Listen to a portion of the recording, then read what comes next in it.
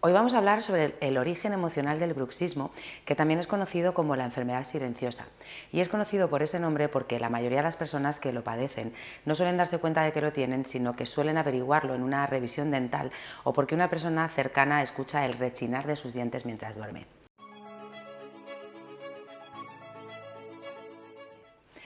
Esta enfermedad, como imagino que ya sabes, consiste en apretar fuertemente los dientes superiores contra los inferiores e incluso hacerlos rechinar, produciendo, entre otros muchos síntomas, el desgaste de los mismos. Pero además del desgaste dental, los síntomas son muy diversos dependiendo del subtipo y muchas veces pasan desapercibidos porque se les atribuye a otras causas. Entre los síntomas más habituales están sobre todo cuando ya ha afectado a la articulación temporomandibular, migrañas, cefaleas crónicas, dolor en la cara o en la mandíbula, molestias al masticar, chasquidos y ruidos al abrir y cerrar la boca, dolor en los músculos cercanos a la mandíbula como pueden ser los hombros y el cuello, cansancio, retracción de las encías, enrojecimiento de los ojos, sensibilidad a la luz, sensación de presión y zumbidos en los oídos, trastornos de sueño, deformación del rostro e incluso vértigos y mareos. No sé si tienes el dato, pero según un informe elaborado por el Hospital Ruber Dental de Madrid, el 70% de la población adulta en España padece o ha padecido en algún momento de su vida bruxismo. Vamos a ver entonces qué tipo de conflictos se suelen presentar si tenemos bruxismo desde la mirada del labio.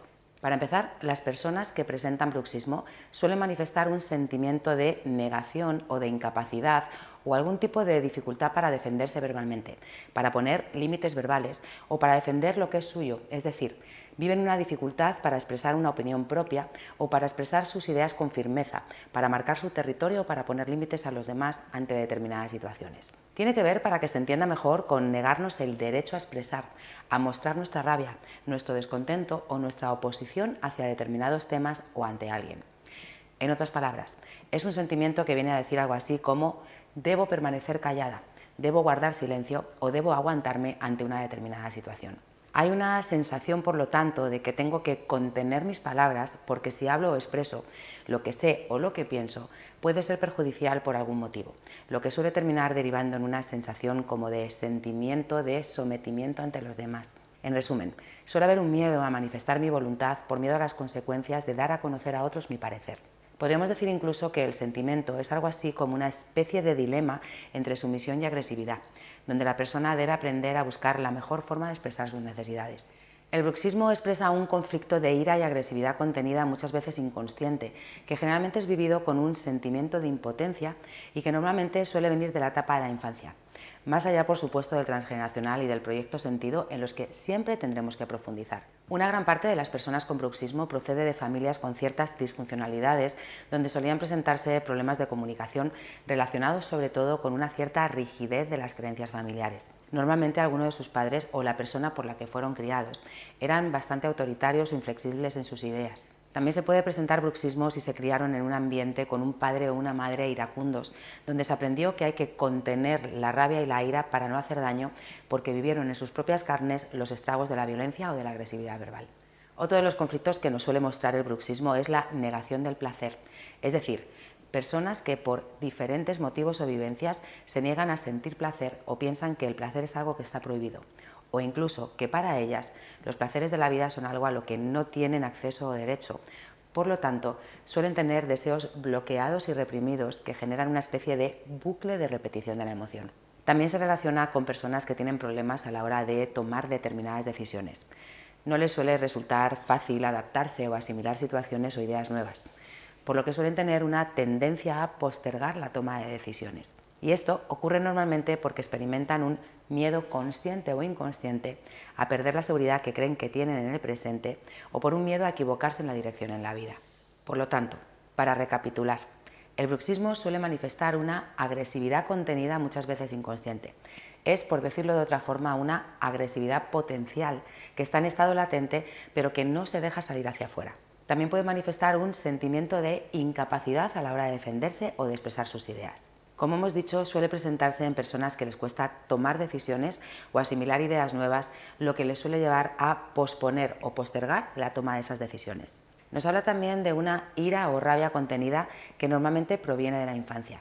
Los bruxómanos suelen tener una especie de tendencia a experimentar la vida de manera algo pesimista o una tendencia a preocuparse en exceso.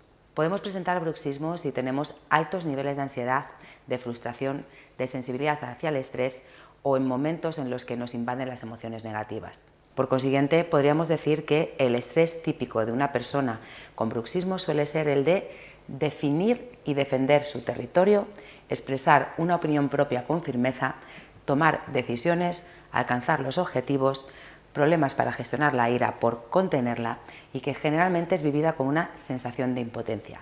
Y por supuesto con conflictos con sentir placer o con permitirse los placeres de la vida. Para trabajarlo, y como te suelo decir, has de tener lo primero en cuenta que cada caso tratado desde la bio es único y debe gestionarse como tal, pero en general sería bueno que comiences por preguntarte desde cuándo lo tienes y qué estaba pasando en tu vida relacionado con todo lo que acabamos de explicar. ¿Qué necesidad tienes que sigues reprimiendo por considerarla inadecuada o inapropiada? ¿Qué necesitas expresar pero no te atreves por miedo a las consecuencias? ¿Ante qué tipo de situaciones o personas te cuesta defender tu postura? ¿Qué tipo de decisiones te cuesta tomar o postergar por miedo a perder tu supuesta seguridad? ¿Qué tipo de placeres reprimes o te niegas de alguna forma a vivir o a sentir? ¿Hacia quién o hacia qué reprimes una emoción de rabia o una sensación de injusticia?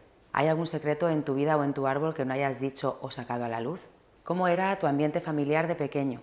Si tienes algún secreto guardado o algo que nunca hayas dicho por miedo, un ejercicio que te puede servir de gran ayuda para liberarlo, siempre y cuando lo hagas con consciencia, es escribirlo en un papel, leerlo en voz alta y después quemarlo. Para hacerlo con consciencia debes imaginar que eso que vas a escribir, ese secreto o eso no dicho, se lo vas a contar a alguien describiendo con pelos y señales todo lo que pasó y cómo te sentiste. Y después recuerda leerlo en voz alta y quemarlo.